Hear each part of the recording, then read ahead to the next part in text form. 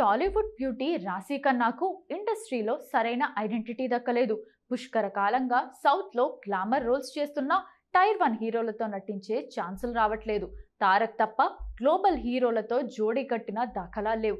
Career starting లో బొద్దుగా ఉందన్న విమర్శలను కూడా పాజిటివ్ గా తీసుకొని స్లిమ్ అయినా కూడా రాశీని సరిగ్గా యూజ్ చేసుకోవడంలో ఫెయిల్ అయింది టాలీవుడ్. రాశి ఫిల్మోగ్రఫీ పరిశీలిస్తే సోలో హీరోయిన్ గా కన్నా ఇతర హీరోయిన్లతో స్క్రీన్ షేర్ చేసుకున్నదే ఎక్కువ. టాలీవుడ్డే కాదు, కాలీవుడ్ లోనూ ఆమెది ఇదే పరిస్థితి.